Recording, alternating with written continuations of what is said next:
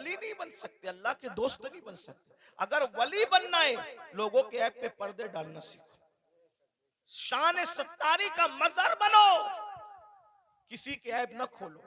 आजकल तो हम जहां बैठते हैं ऐप खोलते हैं। अल्लाह के रसूल अलैहिस्सलाम फरमाते हैं, तुम जब तक लोगों के ऐप खोलते रहोगे, तुम लोगों के ऐप अपनी हैसियत के मुताबिक खोलोगे, अल्लाह तुम्हारे ऐप अपनी शान के मुताबिक खोलेगा, अल्लाह तुम्हें जलील कर देगा। और अगर तुमने लोगों के ऐबों पे पर्दे डाले, तुम लोगों के ऐप पे पर्दे डालोगे, अल्लाह तुम्हारे ऐप पे पर्दे डालेगा। आज मुसलमान लोगों के ऐप पे पर्दे नहीं डालते, बल्कि आज औरतें, माएँ और बहनें मौजूद है, किसी की बेटी को रिश्ता हो रहा है तो उसमें लोग ज्यादा तेल पानी डाल करके वो रिश्ता तोड़ देते हैं। किसी के बेटे का रिश्ता हो रहा है, वो रिश्ता तोड़ देते हैं। ऐप पे पर्दे डालने की बजाय लोग ऐप जोई करते हैं। तो दो सिफत, नंबर दो सिफत गफ्फारी, गफ्फार कहते हैं माफ करने वाले को। सिफत गफ्फारी का मजहर होता है, यानी जो वली होगा वो अपनी जात के लिए कभी झगड़ा नहीं करेगा। वली अपनी जात के लिए कभी झगड़ा नहीं करेगा, क्योंकि जात के लिए झगड़ा करना ये कुत्तों का काम है। जात के लिए झगड़ा करना कुत्तों का काम है, अपनी जात के लिए वली कभी नहीं लड़ता। अब आपसे पूछता हूं, आज हम अपनी जातियात के लिए कितना लड़ते हैं? कितना लड़ते हैं? बाइक टकरा गई, झगड़ा हो गया। पानी मुझे पहले नहीं दिया, झगड़ा हो गया। शादी में खाना खाने मुझे पहले नहीं बिठाया, झगड़ा हो गया। बोलो आज हम अपनी जात के लिए लड़ रहे हैं, इसका मतलब हम अल्लाह के वली कब बनेंगे? जात के लिए जो लड़े वो कुत्ते की सिफत रखता है, वो वली की सिफत नहीं रखता। अब आप देख लीजिए कितने लोग हैं जो जात के लिए लड़ते फिरते हैं। अल्लाह अकबर। एक वाक्य इस पर भी सुन लें कि एक बुजुर्ग के पास एक मुरीद आया और वो मुरीद आकर के कहता है, हजरत आप मुझे इस्म आजम सिखा दें। अगर आपने मुझे इस्म आजम सिखा दिया तो मैं उस इस्म आजम के जरिए से बहुत काम लूंगा। इस्म आजम क्या है उसको सुन लें। इस्म आजम कहते हैं उस अल्लाह के उस नाम को अगर मुर्दे पे पढ़ दो तो मुर्दा जिंदा हो जाए, जिंदे को पढ़ के घूर दो तो जिंदा मर जाए। इसमें आजम की बड़ी बरकत है। फरिश्ते पढ़ते पढ़ते पलक के झपकते आसमान पे जाते हैं और आसमान से जमीन पे आते हैं। तो चूंकि इसमें आजम बहुत बड़ी चीज है, सूफिया ने इसको छुपा रखा है, अल्लाह ने भी इसको छुपा रखा है। ये सबको नहीं बताया जाता, जो उसका हकदार होता है उसी के दिल पर इल्का किया जाता है। तो मुरीद अपने पीर से कहता है इसमें आजम सिखा दें। पीर साहब वाकई पीर साहब थे। उन्होंने कहा बेटा सुबह से शाम तक तुम बाजार में जाकर के बैठो, इंशाअल्लाह शाम को देखेंगे तुम्हें इसमें आजम सिखाना है कि नहीं सिखाना है। वो सुबह से शाम तक बाजार में बैठे तो क्या देखा, बाजार में बहुत करप्शन हो रहा है, खूब जुल्म हो रहा है, कोई किसी का पुरसान हाल नहीं है। सुबह से लेके शाम तक एक दूसरे पे जुल्म हो रहा है। वो बार बार हाथ मारते थे अपनी रान पर, मुर्शिद ने अच्छा नहीं किया, पीर साहब ने अच्छा नहीं किया, काश के मुझे इसमें आजम सिखा देते तो अभी ये जुल्म करने वालों को घूर देता, मार डालता, तबाह कर देता, बर्बाद कर देता। सुबह से शाम तक यही होता रहा। लेकिन शाम के वक्त जो है बहुत खतरनाक मंजर देखा। मंजर ये देखा, 80 साल के एक बड़े मियाँ, एक बुढ़ा 80 साल का, वो अपने सर पर लकड़ियों का गट्टा रख करके लाया जंगल से और ला करके जैसे ही कहा लकड़ियां ले लो भाई, लकड़ियां ले लो। 80 साल के बड़े मियाँ लकड़ी बेच रहे थे। उतने में सिपाही आए, आने के बाद चाबुक जमीन पे मारा, अरे बुड्ढे उठा ये लकड़ी और हमारे घर पहुंचा और सुन तुझे कोई पैसे नहीं मिलेंगे। ये मंजर देख करके वो मुरीद तो और बहुत गुस्से में आया, मेरे पीर ने अच्छा नहीं किया, मेरे पीर ने अच्छा नहीं किया। अगर मुझे इसमें आजम सिखा देते इन जालिम सिपाहियों को अभी मार डालता, इसमें आजम पढ़ के अभी इनके लिए बद्दुआ करता, खत्म कर देता।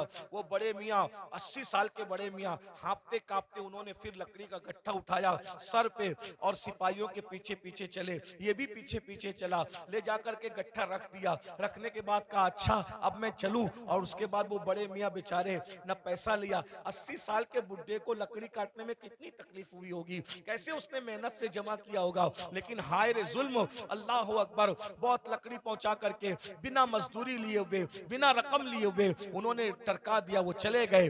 और उसके बाद ये तो गुस्से में कांप रहा था, मुर्शिद ने अच्छा नहीं किया।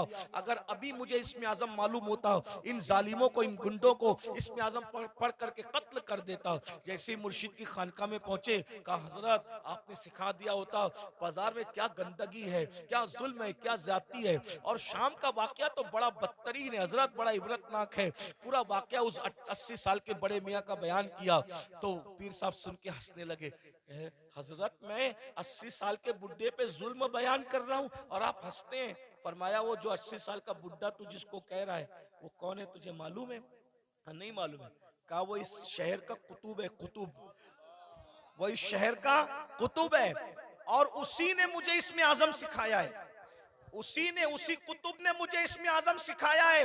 वो कहा हजरत जब उसको इसमें आजम मालूम है तो वो पढ़ के उनके लिए बद्दुआ क्यों नहीं कर देता? कहा बेटा जब तक के सब्र करने का मादा उस तरह पैदा नहीं होता अल्लाह किसी को इसमें आजम की नेमत अता नहीं करता।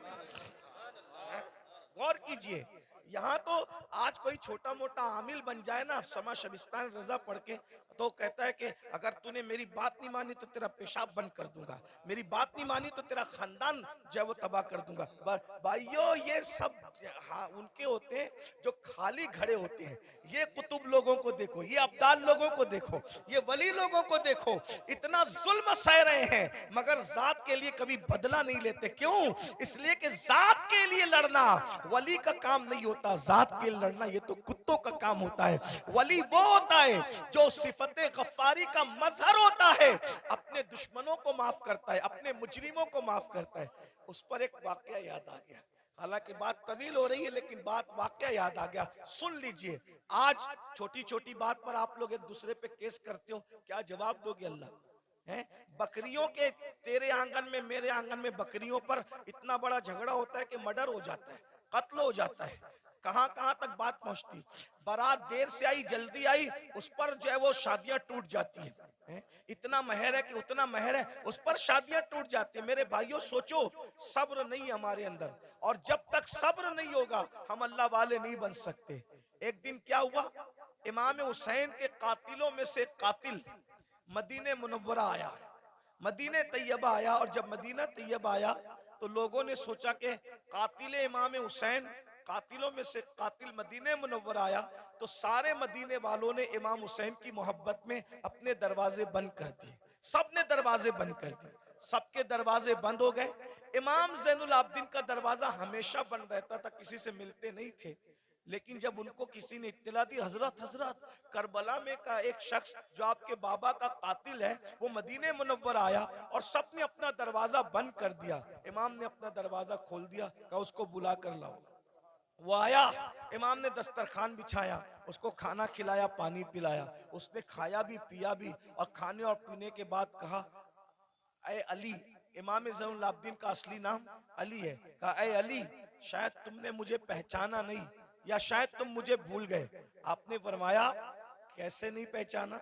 अरे ये मदीने वाले क्या करबला में थे? कहा नहीं थे। कहा जो करबला में नहीं थे उन्होंने तुझे पहचान लिया, मैं तो करबला में मौजूद था ना, मैं तुझे कैसे नहीं पहचानूंगा? वो तू ही जालिम है ना, तेरे कहने पे मेरे बाबा के जिस्म पे घोड़े दौड़ाए गए थे, मेरे नन्हे से भाई के हलक पर तीर चलाया गया था, मेरी फूफियां मेरी अम्मियां मेरी बहनों के दुपट्टे छीने गए थे, तू ही वो जालिम है ना?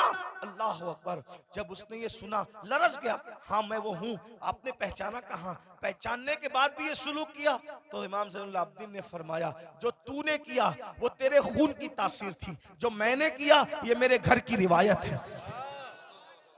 हम आले मोहम्मद दुश्मनों के साथ ऐसे ही सुलूक करते हैं। अगर करबला वालों से मोहब्बत है, बताओ बाप के दुश्मन के साथ, बाप के कातिल के साथ इमाम ज़ैनुल आबिदीन ने क्या सुलूक किया? और हम अपने समधियों के साथ क्या सुलूक करते हैं, अपने भाइयों के साथ क्या सुलूक करते हैं, अपने पड़ोसियों के साथ क्या सुलूक करते हैं, अपने रिश्तेदारों के साथ क्या सुलूक करते हैं। भाई एक मुंह किसी को अच्छा नहीं कहते, जबकि अल्लाह के रसूल अलैहि सलाम ने फरमाया मुसलमान वो है जिसके हाथ से और उसकी जबान से दूसरे मुसलमान महफूज रहे।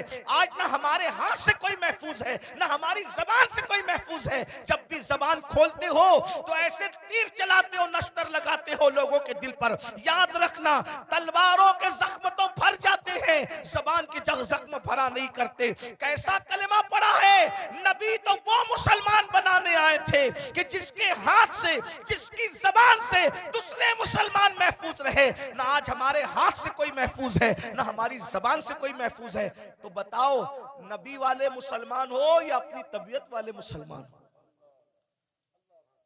बीवी को माँ बहन की गाली देकर के उसका दिल दुखाते हो। रसूलुल्लाह तो फरमा रहे मुसलमान वो है जिसकी जबान से किसी को तकलीफ नहीं पहुंचती, जो अपनी शरीक हयात है, जो अपनी लाइफ की पार्टनर को माँ बहन की गाली दे, वो मुसलमान कैसा होगा। रसूलुल्लाह फरमा रहे मुसलमान वो है जिसके हाथ और जबान से दूसरा मुसलमान महफूज रहे। जो अपने माँ बाप का दिल दुखाए वो कैसा मुसलमान है, जो अपने पड़ोसी को तंग कर दे वो कैसा मुसलमान है। बस बात इतनी है, तकरीरें बहुत सुन रहे हो भाई, मुकर्रिर लोग भी माशाल्लाह ऐसे हो गए अल्हम्दुलिल्लाह के एक ढूंढो हजार मिलते, और तकरीर सुनने वाले भी हजारों हैं, लेकिन कोई सुधरने तैयार नहीं। और ये भी कयामत की निशानी में से एक निशानी है। अल्लाह के रसूल अलैहिस्सलाम ने फरमाया लोग दीन सुनने जमा होंगे, दीन पर अमल करने जमा नहीं होंगे। सुनिए, गौर से सुनिए, तवज्जो है। लोग दीन सुनने जमा होंगे, लोग दीन सुनने जमा होंगे, दीन पर अमल करने जमा नहीं होंगे। देख लीजिए,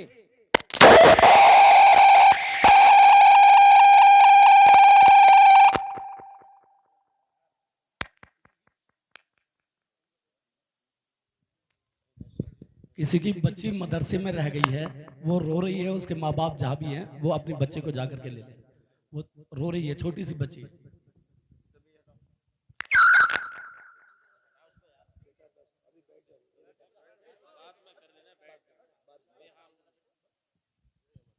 लोग दीन सुनने जमा होंगे, दीन पर अमल करने जमा नहीं होंगे। मैं कोई गुस्से में नहीं, लेकिन आपको एक बात कहता हूं, जरा गौर करना, जरा ध्यान देना। आज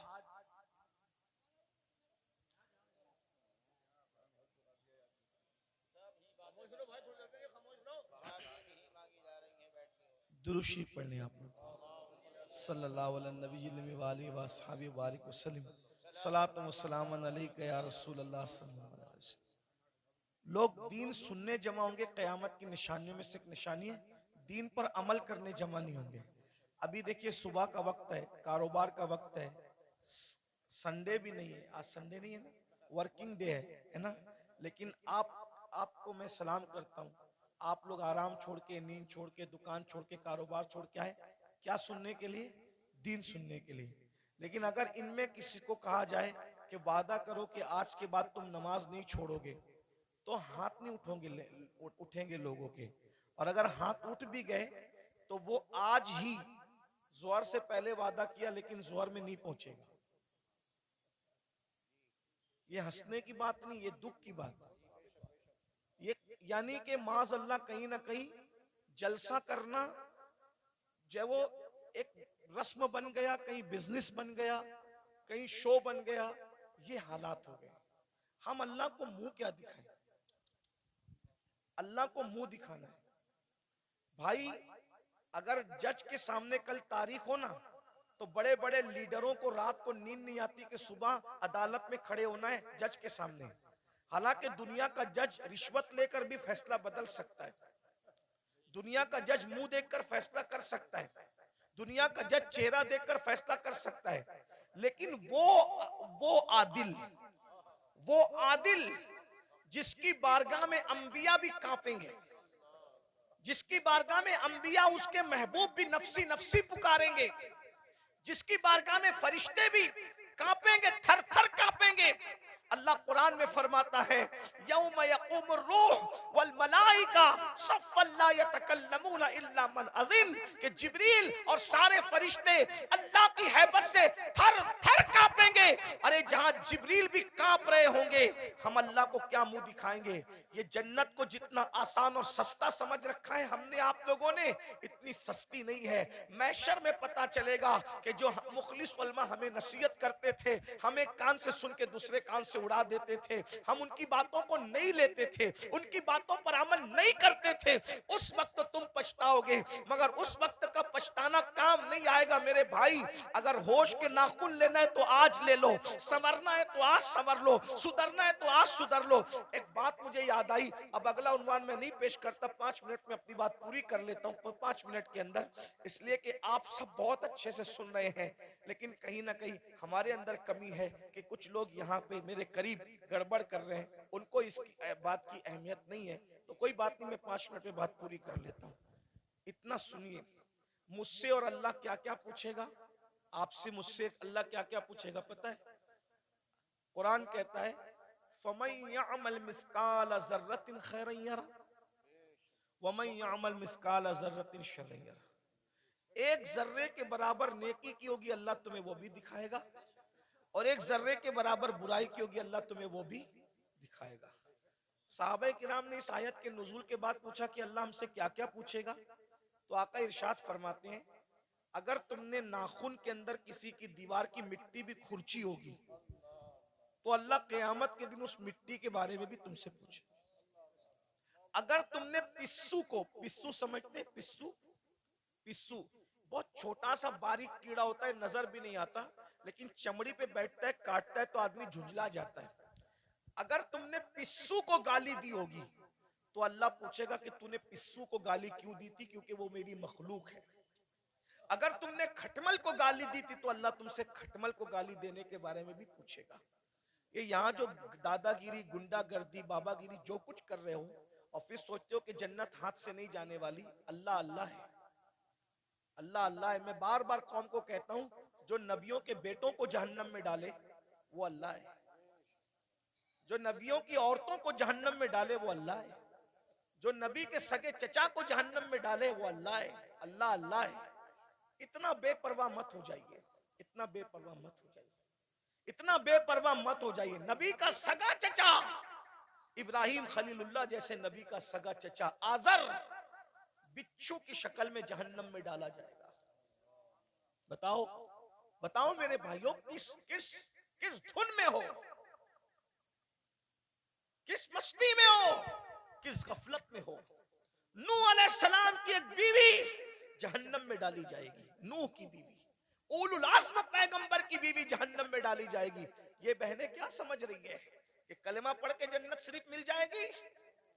कुरान कहता है क्या तुम ये तसव्वुर करते हो कि तुमने कहा कलमा पढ़ा और तुम्हें आजमाया नहीं जाएगा? तुम्हें आजमाया जाएगा और रोज आजमाया जा रहा है। फजर की सर्दी में तू अपनी जान से प्यार करके सोता पड़ा है, या अल्लाह की मोहब्बत में ठंडे पानी से वुजू करके तू मुसल्ले पे खड़ा है, आजमाया जा रहा है। आज अपनी जान की मोहब्बत में सर्दी में नरम नरम बिस्तर पर सोने वालों, जहन्नम में जलने के लिए तैयार हो जाओ। क्या समझते?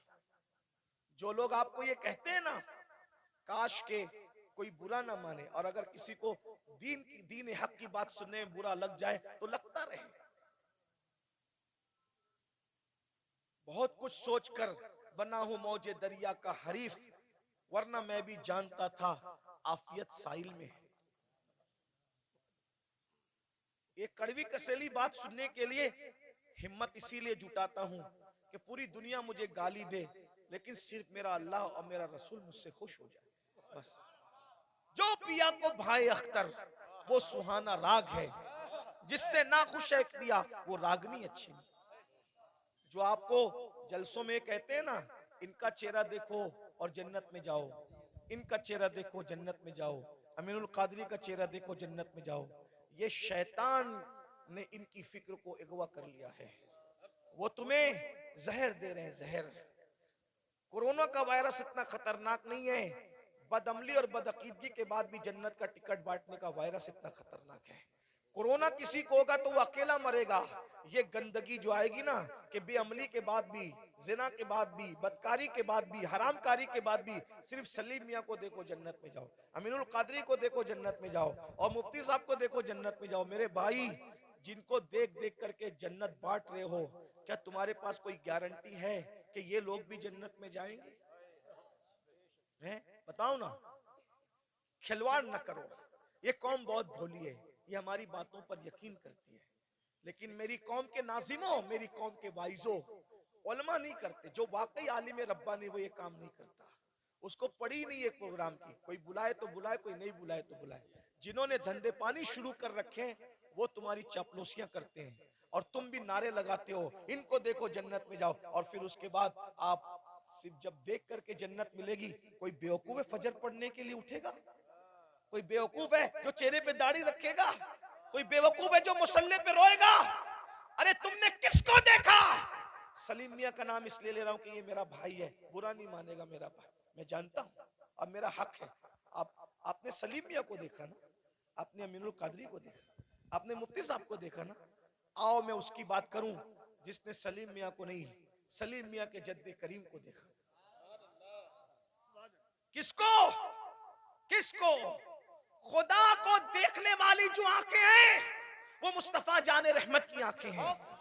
सैयदना फारूक आजम ने रसूलुल्लाह को देखा, बार बार देखा, हर बार देखा, जंग में देखा, अमन में देखा।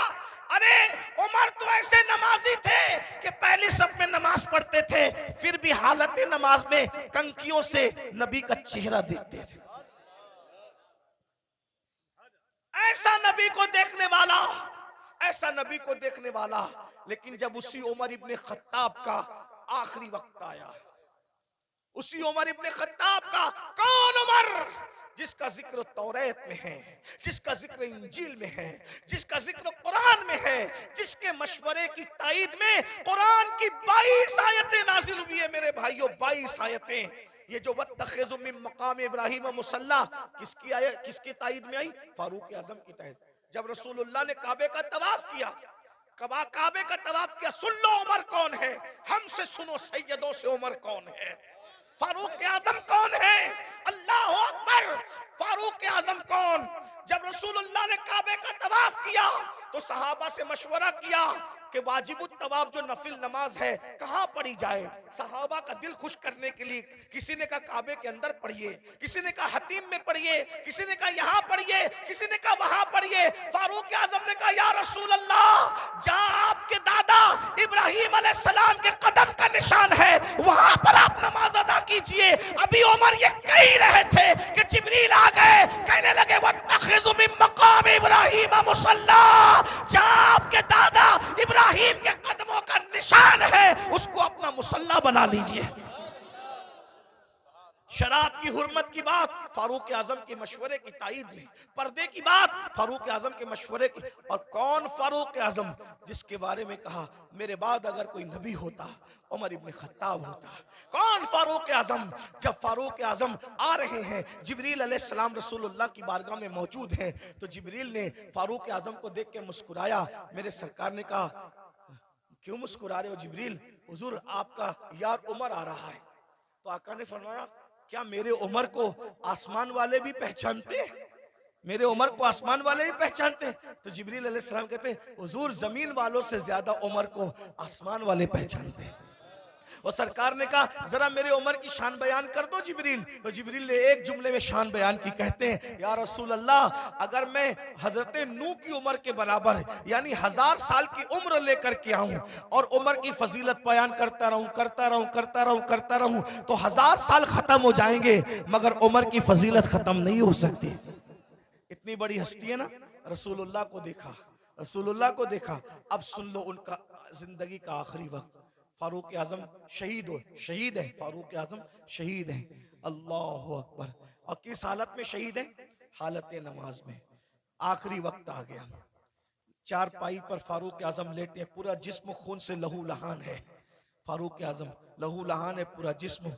फारूक आजम अपने बेटों से कहते हैं मेरे बेटो, मेरे बच्चों, तुमने मेरी फर्मा बरदारी की, मैंने जो कहा तुमने मेरी बात मानी, अल्लाह ने मुझे फर्मा बरदार औलाद अता की, आज मेरी फर्मा बरदारी करोगे आखिरी वक्त में?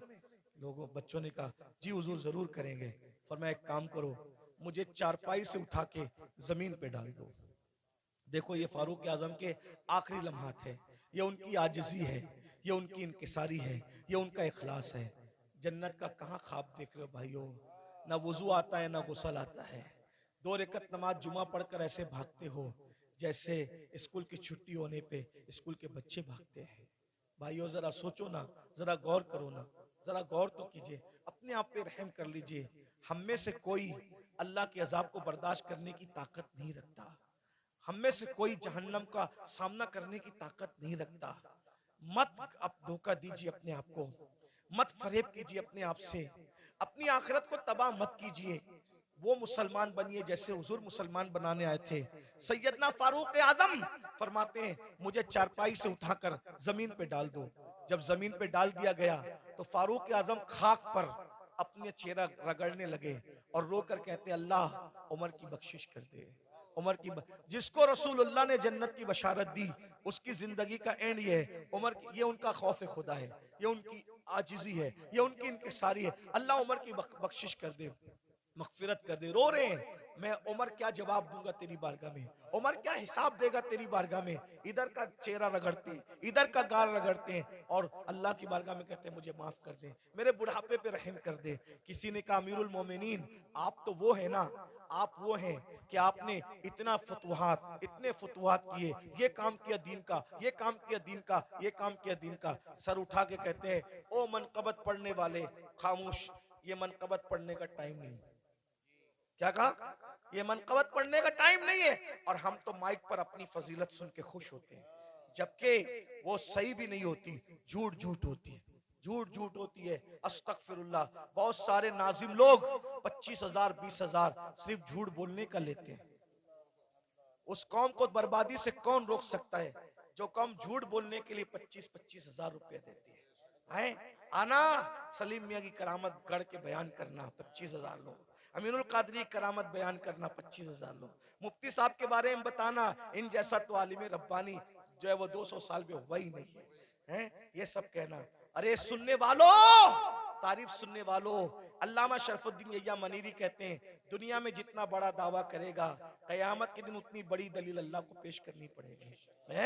बताओ मेरे भाइयों, कहाँ हो? जलसों का मिजाज बदल दिया तुम लोगों ने, सब चौपट करके रख दिया। दीन जलसों में नहीं होगा तो कहाँ होगा? फारूक आजम की जो मनकबत पढ़ी जा रही थी, वो कोई नाजिम नहीं पढ़ रहा था, वो सच्ची मनकबत थी। अरे जिसकी मनकबत कुरान पढ़े, उससे बड़ा वली कौन हो सकता है? अल्लाह अकबर। लेकिन फारूक आजम ने रोक दिया, फरमाया, ओ मनकबत पढ़ने वाले, ये मनकबत पढ़ने का टाइम, चुप रहे, खामोश रहे, और मैं जो कर रहा हूं मुझे करने दे। और फिर सर उठाकर लोगों से कहा, लोगों तुम मेरी मनकबतें पढ़ते हो, सुनो। उमर तो बस इतनी तमन्ना रखता है अल्लाह की बारगाह में, अल्लाह ना मुझे कोई सवाब दे, जुमले सुनो फारूक, अल्लाह ना मुझे कोई सवाब दे, ना कोई मर्तबा दे, ना कोई मकाम दे, और ना मुझे अजाब दे, ना जहन्नम में डाले, वो मुझे बराबर सराबर ऐसे ही छोड़ दे, तो उमर समझेगा कि उमर कामयाब हो गया। ये फारूक आजम की आजिज़ी है। और हम कहाँ है, किधर है? भाइयों तौबा करो, रमजान शरीफ करीब आ रहा है, इरादा करो एक भी रोजा नहीं छोड़ूंगा, सारे रोजे रखूंगा। इरादा करो तरावी नहीं छोड़ूंगा, पूरी तरावी जमात के साथ पढ़ूंगा, नमाज पाबंदी से पढ़ूंगा। अभी से तौबा करो, माहौल बनाओ, जहन बनाओ। और अगर आप दीन के करीब नहीं आए भाई, ऐसे ही आप आवारा गर्दी करते रहे, हराम लुकमा खाते रहे, गुनाह करते रहे, फिल्में देखते रहे, किसी का कुछ नहीं बिगड़ेगा। आप अपनी आखिरत को बर्बाद करोगे, तबाह करोगे। जब अल्लाह नबी की बीवी को उठा के जहन्नम में डाल सकता है, नूह अलैहिस्सलाम की बीवी की शक्ल में, अगर वो हमें जहन्नम में डालेगा, कौन बचाएगा, कौन रोकेगा? बताइए ना।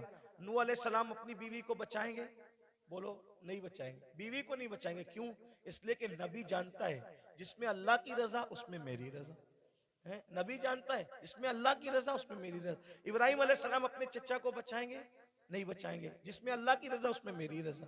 गौर कीजिए, ये नहीं कह रहा हूं कि नबी बचा नहीं सकता, नबी जिसको चाहे बचा सकता है, लेकिन हम अल्लाह का जितना अदब करते हैं उससे ज्यादा अदब अल्लाह का अंबिया करते हैं। मौला जो तेरी रजा वो हमारी रजा। ये कुफ्र पर मरे, हम इनको नहीं बचाएंगे, तूने मना कर दिया, हम नहीं बचाएंगे। हाँ, अगर तूने इजाजत दी तो जिनको हम पहचानते भी नहीं है हम उसको बचा लेंगे, उनको बचा ले।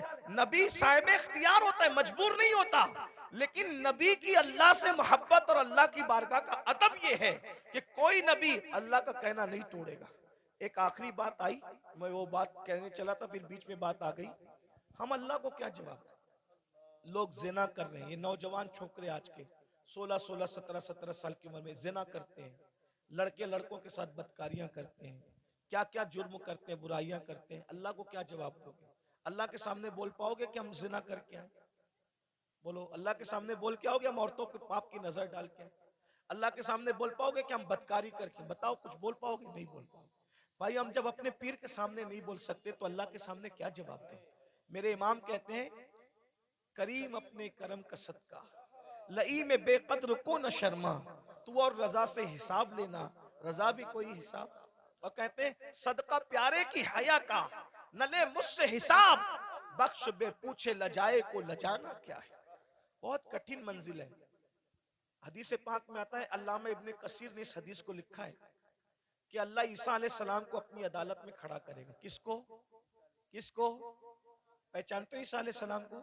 हमारे नबी से पहले जो नबी आए वो कौन थे? ईसा अलैहिस्सलाम। और ईसा अलैहिस्सलाम कौन है आपको पता है? ये कंवारी मरियम, जिसको किसी मर्द ने हाथ भी नहीं लगाया, अल्लाह ने बिन बाप का कंवारी बतुल मरियम से ईसा अलैहिस्सलाम को पैदा किया। सुभान अल्लाह। अल्लाह ने इनको झूले में बोलने की ताकत अता की। ये कलेमतुल्लाह है, रूहुल्लाह है। इनको जब सूली देने की साजिश की गई तो अल्लाह ने इनको आसमानों पे उठा लिया। अब ध्यान देना, जब ये आसमानों पे उठा लिए गए तो इनके मानने वालों ने इनको कहा कि ईसा खुदा का बेटा था और मरियम खुदा की बीवी थी। माज़अल्लाह, अल्लाह का कोई बेटा नहीं है, अल्लाह की कोई बीवी। लेकिन उनके मानने वालों ने ये गंदगी फैला दी।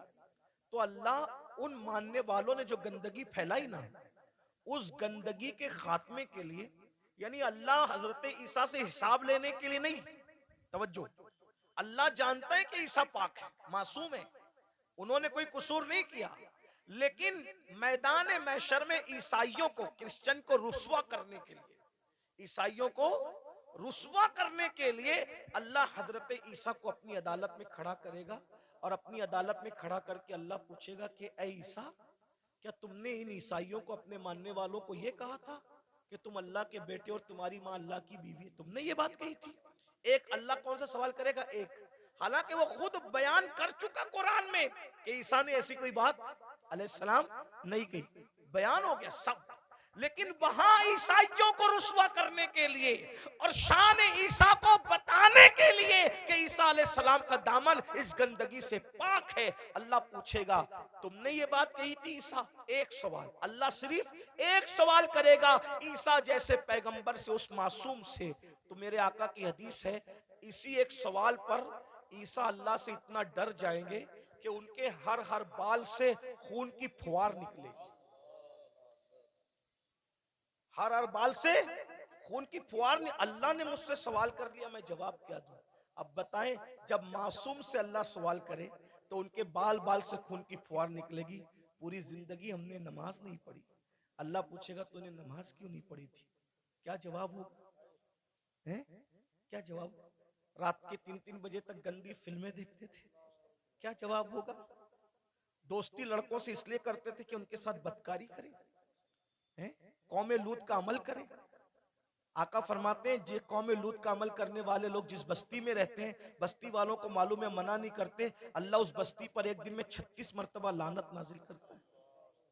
कौमे लूत का अमल करने वाला कहीं भी मरेगा, वो अपनी कब्र में नहीं रह सकता, फरिश्ते उसको उठा के ले जाके वहां फेंक देते हैं जहां कौमे लूत पे अजाब आया था।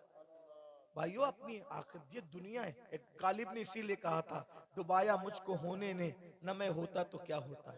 सारा तो होने का झगड़ा है, इसलिए अब दुनिया में आ गए हो, सुधरो, तौबा करो, अल्लाह से डरो, अल्लाह के कानून के मुताबिक जिंदगी गुजारो। अल्लाह हम सबको तौफीक अता फरमाए। और आप सबको ये बात, देखो, किसी भी जलसे में जाओ, चाहे मैं आऊं, चाहे कोई भी आलिम आए, कोई पीर आए, ये जो आप लोगों के अंदर ये आदत पड़ गई ना सेल्फी की, ऐसे धक्का दे करके कहते हो फोटो करो, अदब कहाँ गया? मेरा अदब मत करो, मैं तो कोई काबिल ही नहीं, मेरी अपनी बात नहीं कर रहा, लेकिन जो अल्लाह वालों को ऐसे कोनी मार करके ऐसे सेल्फी ले रहे हो, इस सेल्फी से क्या होगा? पहले के लोग, इन बूढ़ों से पूछो, अल्लाह वालों से मिलते थे तो दुआ कराते थे, दुआ करा। क्यों? हजारों साल की मेहनत जहां नहीं पहुंचाती, वहां अल्लाह वालों की दुआ पहुंचाती। और आप लोग दुआ नहीं लेते। ये शैतान का दाव है आप लोगों पे कि दुआ से रोकने के लिए तुमको सेल्फी में मुब्तला कर दिया। और आप लोग सेल्फी, मोबाइल, हर जगह मोबाइल, हर जगह मोबाइल, सेल्फियां ले। क्या करोगे सेल्फी लेके, क्या फायदा है सेल्फी लेने का? मैं अभी हराम और नाजायज की बहस में नहीं पढ़ रहा हूं, लेकिन इतना कहता हूं फायदा क्या, बताइए क्या कर रहे हो? अल्लाह वालों का अदब करो, अदब सीखो, इनकी अदब की नजर पड़ेगी। वो एक गुलाम था जिसका नाम शमसुद्दीन था, शमसुद्दीन नाम का एक गुलाम था, लड़का था, बगदाद में गुलामी करता था बादशाह की। बादशाह ने कहा कि जा और जा करके फुला काम कर। तो उसने बादशाह से कहा आपका अरबी घोड़ा मुझे दे दो तो मैं काम जल्दी से निपटा के आ जाऊं। तो जैसे ही अरबी घोड़े पे चला तो देखा एक चबूतरे पे, ओटे पे 3 वली बैठे हैं। एक वली का नाम है हमारे मुर्शिद शेखुशयूख, शेखुशयूख शेख शहाबुद्दीन उमर सोहरवर्दी। एक वली है शेख नजमुद्दीन कुबरा। एक वली है हमारे मुर्शिद कुतुबुल अक्ताब सैयदी कुतुबुद्दीन बख्तियार काकी। तीनों बैठे। वो लड़का था शमसुद्दीन नाम का, देखा वली लोग नीचे बैठे, मैं ऊपर घोड़े पे, फौरन नीचे उतर गया, जूते हाथ में लिया। जितनी देर तक वो वली लोग नजर आए, घोड़े पे नहीं बैठा, उनके अदब में झुक के सलाम किया, आगे बढ़ा। सरकार कुतुबुद्दीन बख्तियार काकी की जबान से दुआ निकल गई, वो देखो दिल्ली का बादशाह जा रहा है। क्या कहा? वो देखो दिल्ली का बादशाह जा रहा है। किसी ने लुकमा दिया, हजरत वो दिल्ली का बादशाह नहीं, वो मैं पहचानता हूँ, वो लड़का है शमसुद्दीन बादशाह का गुलाम है। कहा जो हमारा अदब करे और वो हमारी जबान से निकल जाए दुआ, फिर अल्लाह उसको रद्द करे, ऐसा नहीं होता। हमने कह दिया दिल्ली का बादशाह, तो जब तक ये मरेगा नहीं तब तक दिल्ली का बादशाह बनेगा नहीं है। उस वक्त तक मौत नहीं आएगी जब तक दिल्ली का और दुनिया ने देखा ख्वाजा कुतुब की जबान से दुआ निकली, अल्लाह ने कैसे पूरी किया। वो गुलाम से आजाद हुआ और दिल्ली का बादशाह बना। उसी बादशाह को दुनिया सैयदी शमसुद्दीन अल्तमश के नाम से जानती है। दुआ लो, दुआ लो। ये जो हंगामा का माहौल रहता है, इधर धक्का दे उधर धक्का दे, ऐसा मत करो। हमें कोई बुरा नहीं लगता, हम आपस में डिस्कस करते हैं, तुम लोग जो करते हो मोहब्बत में करते हो, लेकिन हमारी मोहब्बत में आप मजमे को धक्का देते हो। जहाँ 40 मोमिन जमा होते हैं उसमें एक अल्लाह का वली होता है। मुझ गुनेगार से मिलने के लिए आप किसी वली को धक्का दे दोगे तो अल्लाह तुमसे भी नाराज हो जाएगा और मुझसे भी नाराज हो सकता है। इसलिए भाई अगर हजर अस्वद चूमने की बात हो तो धक्का दे के हजर अस्वद नहीं चूम सकते, तो धक्का दे के किसी से मुसाफा कैसे कर सकते हैं? ये सब आपको सीखना होगा, डिसिप्लिन। कल रात भी ऐसा हुआ और होता ही रहता है। ऐसा लगता है जैसे झगड़ा हो रहा है, ऐसा लगता है जैसे झगड़ा हो रहा है। अब ये क्लिपें चलेगी, आप तो मोहब्बत में मिलने तड़प रहे हो, लेकिन अगर कोई हुकूमत को ये पहुंचा दे कि देखो ये जलसों में ये लोग झगड़ा करते हैं, तो क्या ये क्लिपें आपके जलसों के बंद करने का सबब नहीं बन सकती हैं? बोलेंगे तुम लोग तो झगड़ा, आप झगड़ा नहीं कर रहे हो, लेकिन भाई जब वो मुखालिफिन को तो एक बहाना चाहिए ना कुछ भी काम हुकूमत से करवाने का।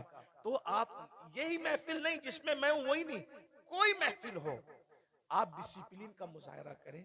आपको देखकर ऐसा लगे यार ये लोग इतने डिसिप्लिन वाले हैं, तो इनके आका के जो सहाबा होंगे उनके पास कैसा डिसिप्लिन होगा, वलियों के पास। अभी सैयद सलीम मियां साहब मुझे कह रहे थे नाश्ते पर कि यार दुबई में कैसी महफिल थी, सब सन्नाटे में सुन रहे थे।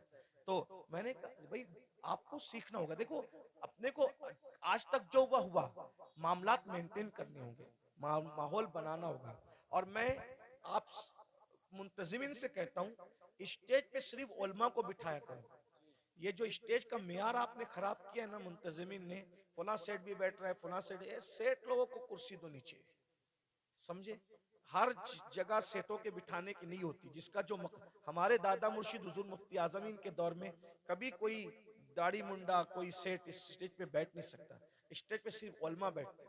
एक शायर साहब दाढ़ी मुंडे स्टेज पे आ गए, सरकार मुफ्ती आजम ने उनको कहा जब तुम रसूलुल्लाह की शरीयत का एहतराम नहीं कर सकते तो तुम्हें मिंबर रसूल पे बिठाया नहीं जा सकता। यानी वो लोग अच्छा बुरे का कोई वो कि किसी को अच्छा लगे तो लगे, जिसको बुरा लगे तो शरीयत एक नंबर पर है, अल्लाह की रजा एक नंबर पर है। वो ऐसे लोग थे। लेकिन आज हम लोग क्या है, कोई चंदा दे रहा है ज्यादा तो हमने दिन का कानून तोड़ दिया उसके लिए। ये सब अच्छी बात नहीं करो, ये सब इससे नुकसान होगा। फिर कोई भी स्टेज पे चढ़ के आता है, ये स्टेज की बात नहीं कर रहा हूँ मैं, जनरल बात कर रहा हूँ। आप इनसे बदजन मत होना इस जलसे वालों से, जनरल बात कर रहा हूँ।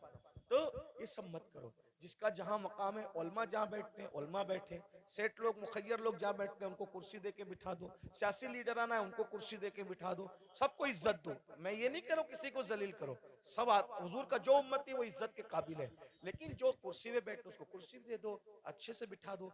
स्टेज पे सिर्फ उलमा रहे, मुतशर्रा रहे। और जो मेरे स्टेज पे बैठे हुए लोग हैं उनसे भी कहता हूँ आप लोग भी फोटो वोटो न खींचिए।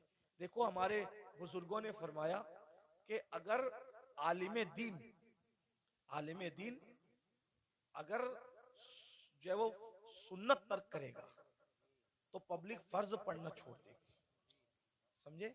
आलिम अगर चलते चलते रास्ते से टोपी उतारेगा तो पब्लिक, हाँ वो नहीं कहना चाहता था, सही कहा जी, सही कहा, यही कहा हुजूर मुफ्ती आजम ने, यही कहा। लेकिन कुछ चीजें माइक पे कहने की नहीं होती। आप अल्लाह आपको जज़ाए खैर दे, मेरा काम आसान कर दिया। यानी तुम टोपी उतार के सर नंगा करोगे, लोग अपना पूरा वजूद बगैर कपड़े का कर लेंगे, इसका ख्याल करें। तो ये मेरे भाई भी कुछ जो नौजवान हमारे जूनियर उलमा है ना, मैं उनसे माफी मांगते हुए कहता हूँ ये लोग भी सेल्फी लेने लगते हैं। आप लोग तो आपको देख के नीचे वाले भी लेंगे, है ना। तो मैं आपको ये नहीं कह रहा हूँ कि मैं कोई फतवा देने आया, कोई साहिब फतवा आदमी नहीं हूँ, लेकिन कम से कम महफिल के तकद्दुस का ख्याल करो। और हम जो करेंगे हमारी कौम भी वो करेगी। अब मैं देखना चाहता हूँ कि आज से इस महफिल में कितना बदलाव आता है। अगर बदलाव आया तो समझ लूंगा कि मुझे दोबारा आना चाहिए इस तरफ, और अगर नहीं बदलाव आया तो समझ लूंगा कि गला सुखा कर कोई फायदा नहीं है ना। तो अभी हमें समझ में आ जाएगा।